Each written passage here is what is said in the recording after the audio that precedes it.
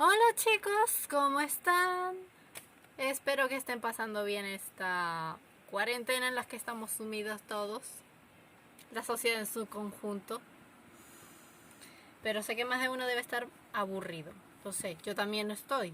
Así que por eso he decidido hacer un nuevo vídeo para las clases de iniciación a la escritura. Y si no lo había hecho antes, es porque tengo una muy buena excusa, ¿ok? Para quienes estén al día más o menos con las noticias sobre la situación en Venezuela, sabéis que se anda yendo y viniendo la luz. Y en una de esas, pues a mi editor se le ha estropeado la computadora y no ha podido eh, pues editar los vídeos. Y está en cuarentena, como nosotros. Y su cuarentena va a durar lo mismo que la nuestra, porque obviamente nadie va a estar trabajando. Por lo que este vídeo no va a tener edición. Y probablemente vais a tener que aguantar algunas pausas mías mientras pienso. Ruidos de perros ladrando, los ruidos de mis vecinos y los ruidos de quienes viven conmigo. Así que, sin más dilación, comencemos con la clase del hoy, que es sobre la estructura interna de la narración.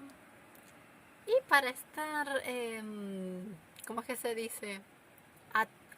A tono con la clase, pues estoy bajo la estructura interna de mi cama, que es una litera.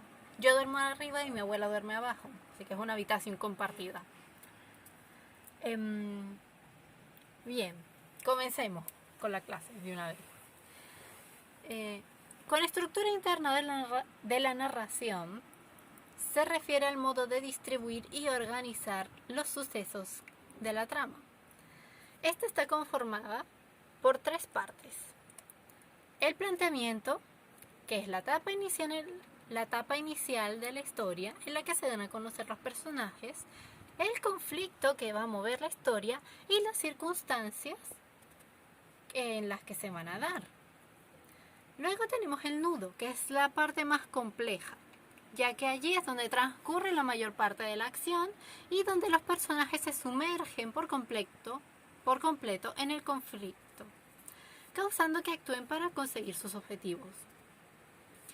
Y por último tenemos el desenlace, que es la terminación de la historia, que es donde se soluciona el conflicto y el final pues puede tener cualquier tono, puede ser triste, alegre, positivo, negativo y puede estar bajo dos estructuras.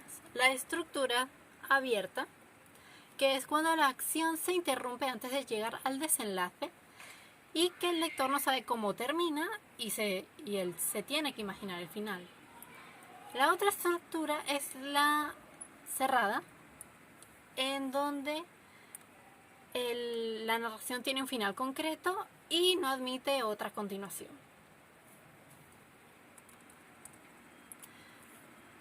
También con estructura interna nos referimos a la cronológica, que puede ser lineal, donde los hechos se suceden siguiendo un orden, o sea, pasado, presente, futuro, o lo que es la estructura clásica también, que es la de la presentación, el nudo, el desenlace, lo que ya había descrito antes. Y luego tendríamos la estructura no lineal, que es donde se rompe el orden cronológico, especialmente para intercalar escenas del pasado en el presente o del futuro en el presente. Hay vacíos temporales. Y estas escenas, escenas no. Y hay varios tipos de estructuras no lineales, como por ejemplo la llamada in media res, que es una expresión latina que literalmente significa en medio del asunto, que es que el relato empieza en medio de la narración, empieza en el nudo, sin previa aclaración de por qué está empezando ahí. Se trata de un comienzo abrupto que suele ser empleado para captar la atención del lector. La estructura básica de este tipo es nudo, referencias a acontecimientos anteriores o el planteamiento y por último el desenlace. Luego está el in extrema res, o sea, que sería algo así como al final del asunto, si nos guiamos por la definición del anterior, que es que comienza con la resolución del relato sin destapar toda la información para inducir la curiosidad al lector, se vuelve al inicio para explicar cómo se llegó a ese punto y prosigue linealmente hasta revelar todo el final. Sería algo así como desenlace, presentación y nudo. Luego estaría la estructura circular, donde todos los acontecimientos que se suceden a lo largo del relato conducen a una situación igual o parecida a la situación con que se empezó. Un ejemplo podría ser que el protagonista de la historia empieza con el protagonista sentado en una banca esperando a alguien y se sucede toda la trama, todo lo que es el nudo, y termina a lo mejor otra vez con el protagonista sentado en una banca esperando algo. Puede ser un ejemplo que se me viene hacia la cabeza. Luego tendríamos la estructura enmarcada, que es que dentro del relato principal, del relato mayor, podríamos decirse, aparece otro relato para ejemplificar o justificar el primero. También un ejemplo así que se me viene a la cabeza sería el de Las Mil y Una Noches, que no sé quiénes lo habrán leído, pero se trata más o menos de que Cereza, de la protagonista, pues ella va contando un relato cada noche y dentro de ese relato aparece otro relato y así. Que por eso es que se alarga tanto su estadía en el palacio y de ahí viene pues bueno el título de Las Mil y Una Noches. En esta estructura también suelen presentar varios narradores porque son personajes dentro del relato principal que narran las otras historias.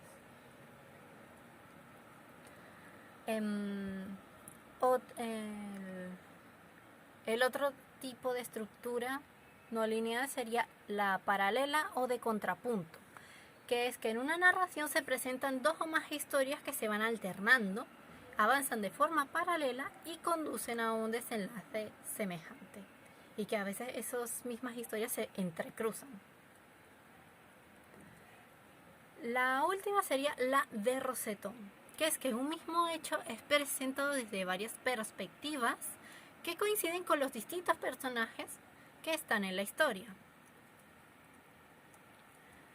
Y hay un recurso de ruptura temporal que son el flashback, también llamado retrospección o analepsis, donde el narrador traslada la acción al pasado. Y luego tendríamos el flash forward, es un poco menos conocido, también llamado anticipación o prolepsis, en donde el narrador anticipa acciones, o sea que se adelanta en el tiempo.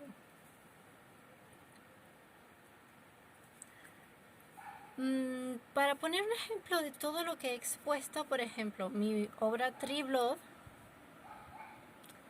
lleva uno de estos recursos, que es el flashback.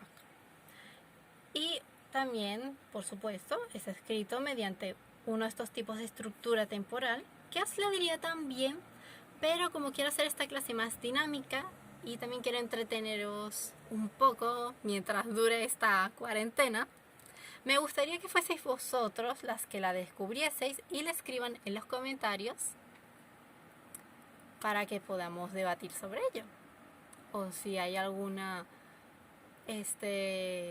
historia, o sea, para quienes estén tratando de escribir una historia, pues cuál les vendría mejor, qué tipo de estructura cronológica les vendría mejor para su historia, etcétera.